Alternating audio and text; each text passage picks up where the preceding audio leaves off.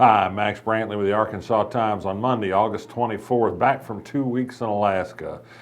Sorry to say I'm back. It was pretty nice up there, a lot cooler. It's kind of Arkansas with cooler temperatures and higher mountains, I think, which is to say the politics had a great deal of resemblance. I don't like President Obama up there very much either, so I did discover that. I might write about that a little bit this week in my column. I came back, too, to a dramatic decline in the stock market. Huge drop this morning. It bounced back a little bit, but the continuation of the erosion of the markets because of difficulties overseas, particularly in China, seem to likely to continue for some time to become.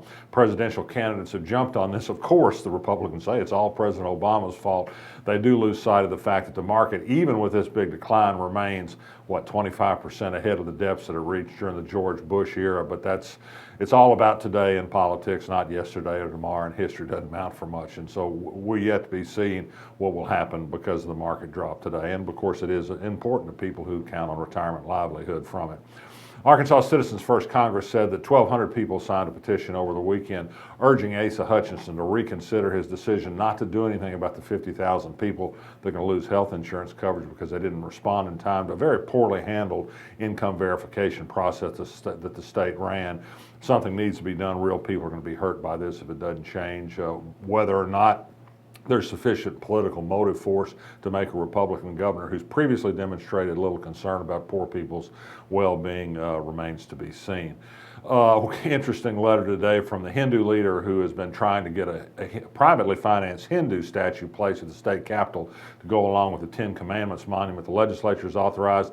He lists a number of ecumenical supporters of the idea, from Buddhists to Catholics to Protestants to other religions, who thinks that having a variety of faiths represented out there would be a good learning experience for the people of Arkansas. These are not mostly viewed as legitimate faiths, of course, by the evangelical Christians who are behind the Ten Commandments movement in Arkansas. Mike Huckabee, speaking of presidential candidates, is going to come back to what used to be his home, Little Rock, today to try and raise some money for his faltering presidential campaign. He's going to have a media event. No, the Arkansas Times wasn't invited, but why go to the campaign event by a candidate who's quickly heading south, trailing Donald Trump and trailing not only in Arkansas but among evangelical voters in general? He may have missed his mark. He's going to turn 60 today, maybe past his sell-by date, poor Mike Huckabee is. Interesting little note this morning, Cupid's Lingerie, the sex merchandise store out in southwest Little Rock, was robbed early this morning by somebody with a toy gun who used a toy gun to disarm a clerk who had a real gun. It was somewhat reminiscent of the amazing event on the French train over the weekend where 3 unarmed Americans disarmed and subdued a heavily armed terrorist who was trying to shoot the train up. Sometimes guns are not necessarily the be-all and end-all that they're said to be. Happy for the courageous Americans in France for sure.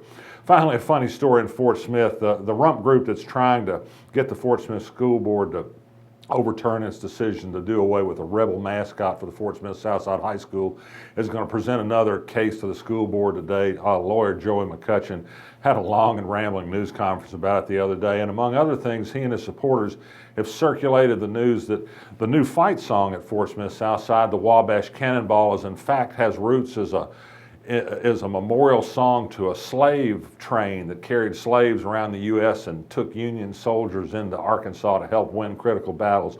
Well, this is a bunch of baloney. This is a myth that was cooked up by a trickster in Fort Smith. He's made a funny little YouTube about it and did a fake paper on the thing.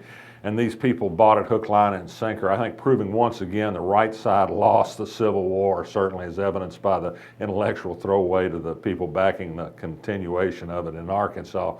Finally, Brett Bielema, the Arkansas Razorback football coach, spoke to a packed house of 700 at the Little Rock Touchdown Club today. Hope springs eternal about hog football, and is there any happier thought than Arkansas than the advent of a football game? We're just a few weeks away. Why not predict 13-0 or 15-0 for the Hogs? All is possible at this point in the season. I'm Max Brantley. I'll be back tomorrow.